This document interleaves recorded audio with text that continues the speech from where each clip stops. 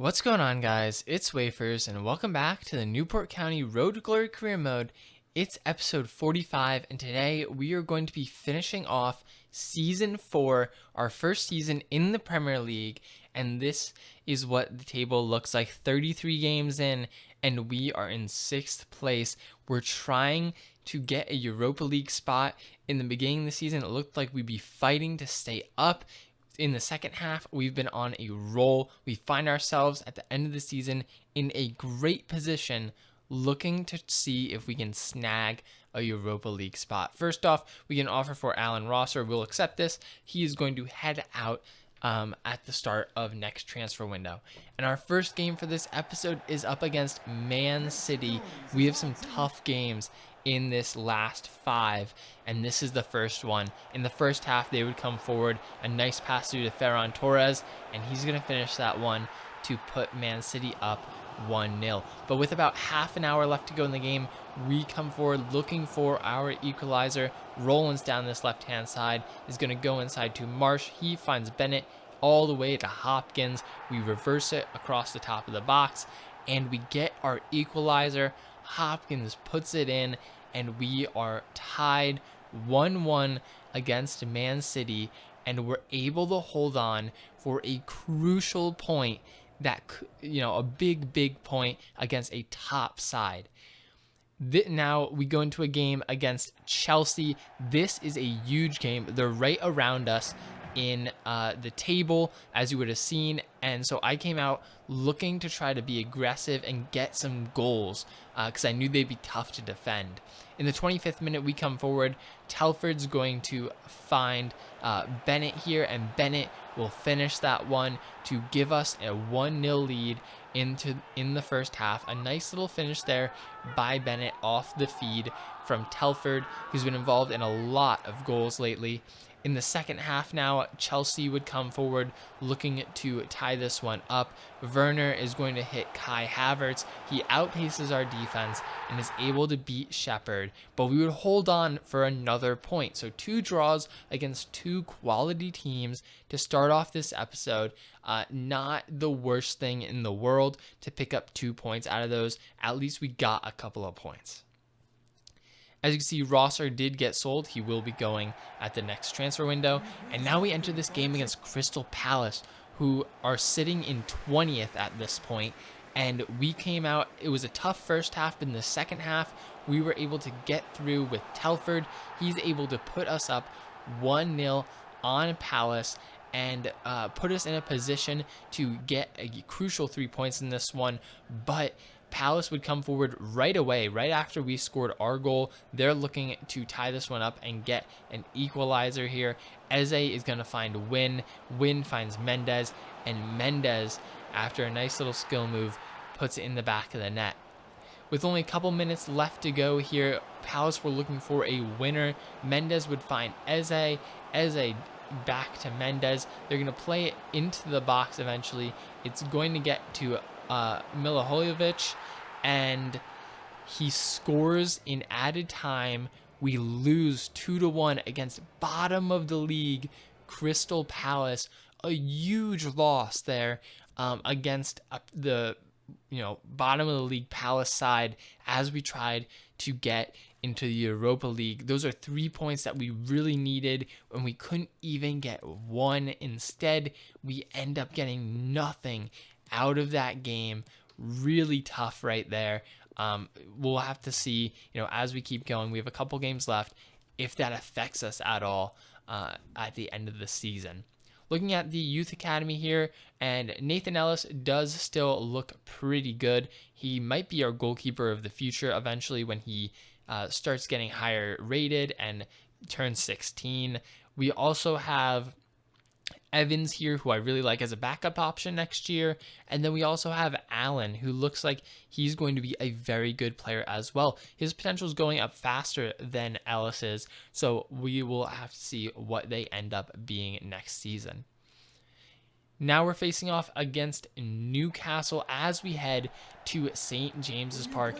Another huge game. All these games are big, but Newcastle is right around us in the table, So we have a chance to jump them in this one and knock them out of position. In the 42nd minute, Ibrahim Marsh goes on this great run, holding off defenders. He's going to shoot and get it into the back of the net to put us up 1-0. An incredible run there from Marsh. He might be small, but he's showing off the strength and the power, and he finishes that, and we hold on. We win against Newcastle 1-0. And now we entered the final game of the season against Brentford, who, when we played them at this point, they were bottom of the league. They had gone under Crystal Palace. So a big game. We really needed to make sure we got the 3 points here. And with 5 minutes to go in the first half, Telford is through on goal. He's going to finish this one, puts us up 1-0 against Brentford, and gets us a first half goal to try to calm the nerves a little bit as we try to pick up the points here. And we are able to hold on in the second half. We pick up the 3 points against Brentford, and we just have to see if that will be enough. With those final 2 wins, we end up in 6th place, 2 points behind Chelsea. Liverpool does win the league, Man City in 2nd, Spurs in 3rd, Man U in 4th, Chelsea's 5th. We are 6th, level on points with Newcastle United, but we do have a higher goal difference. That game against Newcastle, that win against Newcastle, proving to be a huge game as we end up in 6th place, which gives us a chance based on the cups to make the Europa League. As we take a look at the rest of the table, you'll see some teams like Arsenal and Leicester, surprisingly in 11th and 12th. At the drop zone, Crystal Palace, Leeds United, and Brentford will all go down to the championship.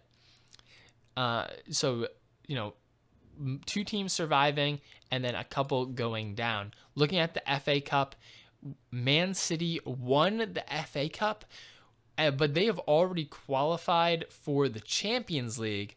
And I believe that means that we have qualified for the Europa League, I believe. Liverpool wins the Carabao Cup. They beat Man City, so they get a nice little piece of silverware there. After winning the league, they pick up the domestic double with the Carabao Cup. So good for them there. And then we are going to take a look at the Champions League, and the Champions League was won by Liverpool. So they beat Man City there, an all-English final, and they end up winning that one. And then just to confirm it, in case we were really doubtful that we had gotten a Europa League place, if we take a look at the Europa League, Chelsea wins the Europa League. So Man City won the FA Cup, Liverpool won the Champions League, and Chelsea won the Europa League, which means that they're all qualified from those competitions as well as the league, which means that we have qualified for the Europa League. I'm very certain of that, and we have actually done it, which is crazy in our first season to qualify for the Europa League. Looking at the top scorers for this season, and Roberto Firmino is going to take home the Golden Boot with 23 goals. Telford did hit 20 goals. He got his 20th goal in 36 games and comes in 2nd. Bennett had 17 goals, a very nice tally for him. And then looking at assists, Bennett had 17 assists. Telford had 16. Marsh also had 16. So the top 3 assist leaders are all players from our team. A lot of passing, a lot of sharing the ball, and our midfielders and attackers were able to get involved in a lot of goals this season. We did score a lot of goals, especially in the second half of the season. So good to see a lot of assists there. And then in terms of clean sheets, Allison will take home the Golden Glove. He has 17 clean sheets. Down in 5th is Shepherd with 12 clean sheets in 37 games. Pretty good tally there. I'm pretty happy with that. Double-digit clean sheets in our first Premier League season. Shepherd has been a big addition this year, and I'm excited to see what he can continue to do as we progress in this career mode.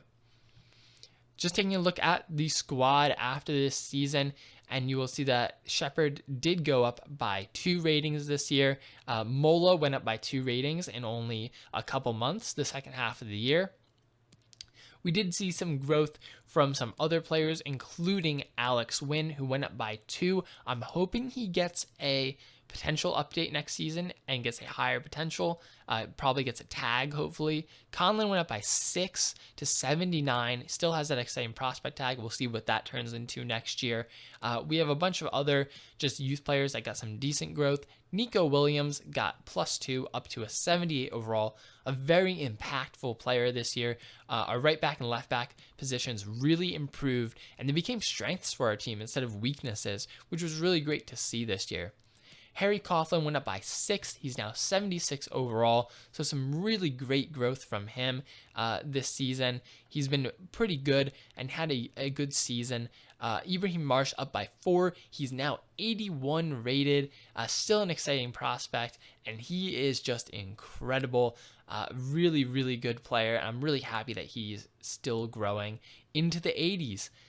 Looking at some of our cams, you'll see Connor Reese here went up by 5 up to a 71. He came off the bench a lot this season. I brought him on at cam or center mid, depending on what I needed that game, and he goes up by 5. Bennett goes up by 3 ratings to an 80 overall. So he joins the 80 overall club with Ibrahim Marsh. And then Rabi Matondo goes up by 4 ratings. He came off the bench almost all year. I brought him on a ton, and he performed very well. Rollins performed very well as a starter, went up by 6 to a 79 overall, just one away from that 80 overall mark, but I'm sure he'll hit it next season as he continues to grow. Hopkins up to an 81 overall, up 4. So that means we have 3 youth players that have hit at least 80 overall in Hopkins, Bennett, and Marsh. Looking at our strikers now, Jenkins went up by 3 to a 74 overall. He's catching up on Telford now, although Telford does keep growing. He's up to a 75, went up by 3 as well. When Telford stops growing, which I think he will soon since he's 27, Jenkins will take over as the starter. But until then, Telford will continue to start for us. Most appearances this season were by Shepard and Rollins, both with 40. Our center back pairing also had 39 and 38 respectively. Coughlin got a lot of games this season as well. In terms of goals, Telford did hit 20 goals on the season. Bennett had 17. Rabi Matondo had 9 goals, so a nice contribution from him off the bench mostly in 35 games. Rollins had 8, Marsh 7. Jenkins had 7, mostly off the bench. Coughlin had 5. Hopkins had 5, sort of disappointing from him. Wynn had 4, and then some other players also got involved this season. Bennett had 19 assists in all competitions. Marsh had 16, and Telford also had 16. So we have 36 goal contributions for both Bennett and Telford, so they were our main contributors this season. Nice to see players like Rollins up there, Jenkins, and Matondo getting involved with the play. And, they might not score a ton of goals, but they are providing when it comes to assists. And then finally, looking at the clean sheets, Shepard had 13 clean sheets in all competitions, 13 clean sheets in 40 appearances. Not bad at all. I think that's a pretty decent ratio, especially for our first season in the Prem and in other, competitions. He did get some starts, so I'm pretty happy with that. Overall, I'm just super excited that we were able to get a Europa League position. This just means that Season 5 is going to be absolutely incredible. We're going to have a ton of money to play with, and hopefully we can improve the squad. I hope you guys have enjoyed Season 4, but that is going to be it for this episode of the Newport County Road to Glory Career Mode. If you liked the video, make sure to drop a like. Let me know what you think down below in the comments. What do you want to see for Season 5? And subscribe if you're new. And I'll see you guys soon for a new episode.